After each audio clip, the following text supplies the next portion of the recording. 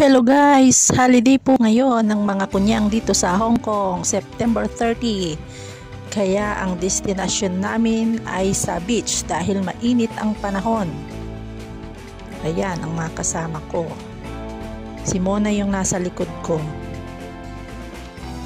Sobrang dami ng tao dito.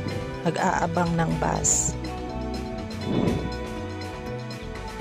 Dahil holiday, pagka-holiday talaga ganito. Sobrang dami ng mga kunyang na nagpupunta sa beach. Kunyang means mga helpers dito sa Hong Kong.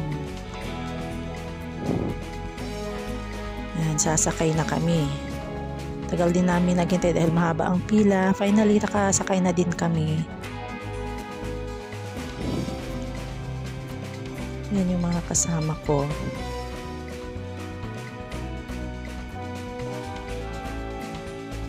Punong-puno ang bus. Kahit sa taas, puno din. Kaya dito na lang kami sa baba. Standing ovation. Yan, siksikan. Kapag ganitong holiday, siksikan talaga ang mga bus papunta ng beach.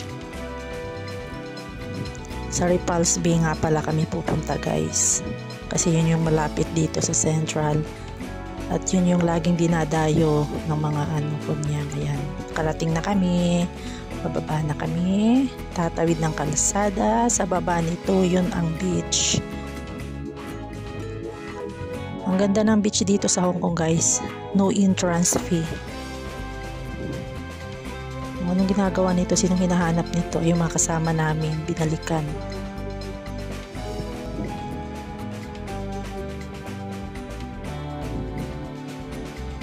Dito na nga kami pala sa Repulse Bay guys. Sarap ng hangin.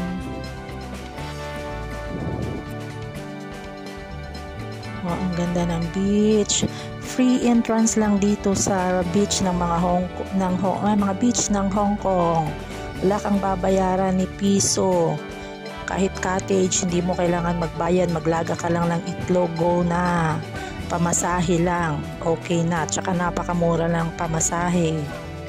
Ito, ang daming mga kunyang, mga helpers dito na nagbi-beach. Ayan, may banig ka lang, pwede ka nang mahiga.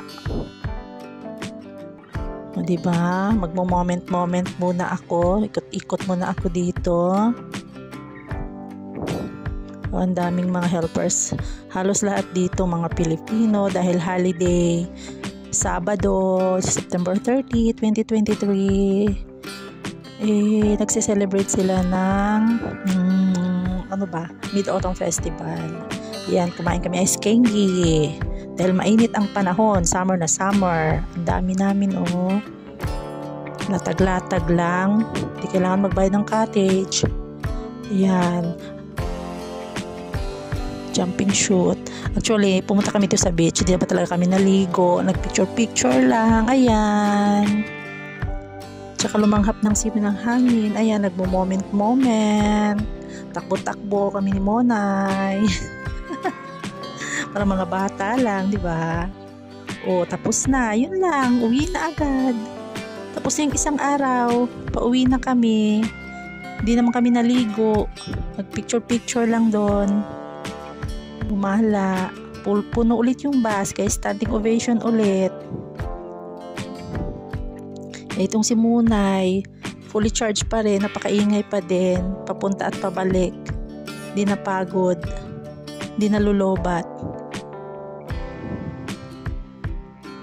O yan, napakaingay. Minute ko na lang kasi napakaingay, parang nasa palengke lang. O yung bunganga niya hindi nalulobat. Sana hindi niya ito mapanood. Baka mamaya i-unfriend na niya ako. Ngayon nagpa-cute pa. Bye-bye, Repulse Bay. See you next time again. Ang ganda ng Repulse Bay, diba? Ay, nasa Deepwater na pala kami. Kasi tatlo yung beach dito. Deepwater, Repulse, and then Stanley Beach. Tanaw dito yung Ocean Park. Ayun. Ocean Park yung nandun sa taas. Kahit sa salamin nakikita yung bunganga ni Munay. Ayan. May ingay yun, yung mga cable car sa Repulse Bay. At syempre, dito magtatapos sa kainan sa McDo.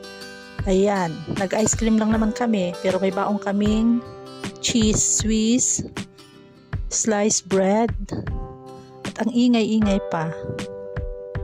Nag-ice cream lang naman. Lugi ang McDo sa amin.